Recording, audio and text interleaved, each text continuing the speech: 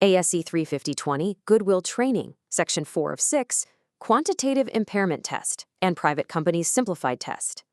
Welcome back, everyone. Now, in our previous explainer, we covered the triggering event categories, the Step 0 qualitative assessment, and the overall testing timeline for public entities. We essentially learned that Step 0 is all about asking, hey, is it more likely than not that we actually have a problem? But when that test fails, or if your company just decides to bypass it entirely, we land right here, the Quantitative Impairment Test. Today, we're going to get into the actual mechanics of calculating the damage. Here's the roadmap for our time together today. We'll start with the universal impairment formula, see how that math actually hits the financial statements, check out the private company fast lane, and finally, look under the hood at the valuation engines that drive all of this. All right, let's dive into part 1, the impairment formula. Let's figure out how to calculate the damage. So the absolutely crucial thing to understand right out of the gate is this fundamental rule. It applies across the board, whether you're public or private. The quantitative impairment test compares the fair value of a reporting unit to its carrying amount. Basically, if the fair value is less than the carrying amount, you've got an impairment loss. And the math is pretty straightforward. Carrying amount minus fair value. But, and this is a massive but, there is a hard boundary here. Your loss is strictly capped at the goodwill balance that was allocated to that specific reporting unit. Why? Well, because goodwill represents an asset. It's the premium paid during an acquisition. It is not a liability. So try as you might, you literally cannot owe negative goodwill. Let's see how this plays out in a real-world scenario. Say we have a reporting unit with a carrying amount, so that's net assets, including goodwill, of $5.4 million. But when we do our estimates, the fair value is only $4.7 million. That gives us an excess carrying amount of $700,000. Next, we check our cap. The goodwill allocated to this unit is $1.2 million. Since our $700,000 excess is less than our $1.2 million allocated goodwill, we recognize an impairment loss of exactly $700,000. That leaves us with a newly adjusted goodwill carrying amount of $500,000. Now let's visualize this zero floor cap in action, because this is where things get interesting. Imagine a slightly different scenario. What if that estimated fair value had completely tanked, and the excess carrying amount shot up to $1.5 million? Do we record a $1.5 million loss? Absolutely not. Our impairment loss is stopped dead in its tracks at exactly $1.2 million, which is the maximum available goodwill sitting on the books for that unit. That remaining $300,000 of excess, it simply does not result in any further goodwill impairment. Okay, moving to Section 2, the financial statement impact. We have the math. Now how do we record it? Time for a quick myth buster. If you're used to dealing with property, plants, and equipment, you are probably hunting around for an accumulated impairment contra account, right? Well, you can stop looking. Under U.S. GAAP, impairment reduces the goodwill balance directly. The goodwill line on the balance sheet is just written down. There's no separate accumulated impairment contra account sitting there to offset it. And here's a huge rule you have to remember. Impairment losses on goodwill are never reversed under U.S. GAAP. Seriously, once it's gone for good. So let's look at how this trickles down across your financial statements. Over on the income statement, this direct reduction shows up as a separate line item right within operating expenses. It has to be clearly labeled as a goodwill impairment loss. Please do not bury this in depreciation and amortization. On the cash flow statement, since this is a non-cash charge, you'll simply add it back to net income in your operating activities under the indirect method. On the balance sheet, as we just established, it's a direct, permanent reduction to the goodwill balance. And finally, the tax effects. If it's non-deductible goodwill, like in a stock acquisition without a 338 election, you get no tax benefit. But if it's tax-deductible goodwill, a deferred tax liability actually reverses as that goodwill is impaired. Let's shift gears to Section 3, the Private Company Simplified Test. Welcome to the fast lane.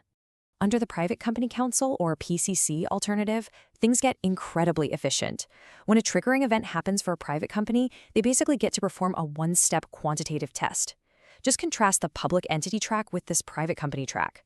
Public entities have to test down at the reporting unit level, which usually requires really rigorous formal valuations. But private companies, they can choose to test at the entity level. That means they just compare the total entity fair value to the total entity carrying amount. Plus, they're allowed to use simplified valuation methods. If a private entity only has one reporting unit anyway, both of these tracks produce the exact same results, but the administrative headache is drastically reduced. Let's walk through an example of this because there is a very specific trap here you have to watch out for. Under the PCC alternative, private companies are allowed to amortize goodwill. So let's say we have gross goodwill of $4.8 million with a 10-year useful life, and 2 years have already passed. That means we have $960,000 in accumulated amortization. You must subtract that first. Your net carrying amount of goodwill, which is $3.84 million in this case, that is your actual cap. In our scenario here, the entity carrying amount is $5.2 million, and fair value comes in at $3.2 million. That gives us a potential loss of $2 million. Since $2 million is less than our net goodwill cap of $3.84 million, the full $2 million loss is recognized. Which brings us to our final section, valuation methods and WACC. We've done all this impairment math, but where on earth do these fair value numbers actually come from?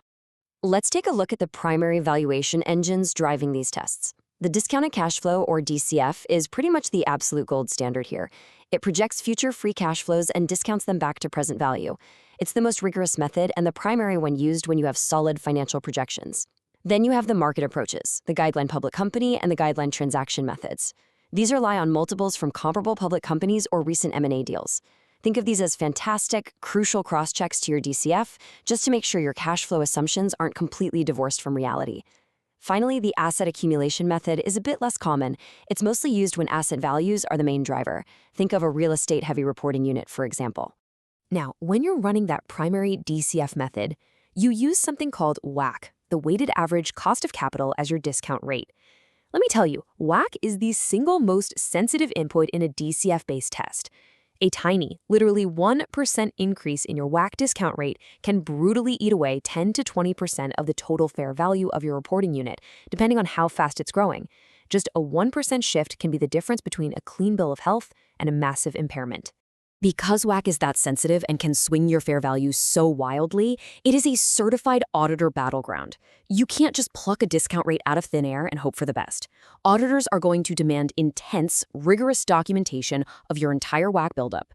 They will scrutinize the risk-free rate you picked, your equity risk premium, your beta, and they will fight you tooth and nail over any specific company risk premium you try to bake in. You really have to be ready to defend every single basis point. But hey, remember our private company fast lane? Private companies testing at the entity level don't always have to run that terrifying gauntlet. They can use less formal valuation approaches, as long as they serve as a reasonable alternative to a full-blown DCF. Acceptable simplifications might be things like using a recent arm's-length transaction in the same industry, relying on an independent appraisal that was already done for a bank loan or for insurance, or even just using the book value of equity as a starting point and adjusting for known intangible values. I do need to give you a critical warning, though. The rule is any methodology used must be a reasonable measure of fair value, not just a convenient one. And reasonable is a very heavily weighted word in the accounting world. It requires a legally supportable, fully documented connection between the methodology you chose and the actual real-world economics of your reporting unit. You can't just pick whatever math is easiest for you to calculate on a Friday afternoon. It actually has to reflect reality. So look at what we've covered. We walked through the impairment formula, we saw the impacts across the financial statements, explored those private company shortcuts, and looked at the valuation methods that actually give us our fair value, which really leaves us with one massive lingering question. Once the loss is calculated and that fair value is locked in, how exactly do we properly remove this goodwill from the books using journal entries? And how do we present and disclose all of this damage to the public? Well, that is exactly what we are going to dive into in our next explainer. See you then.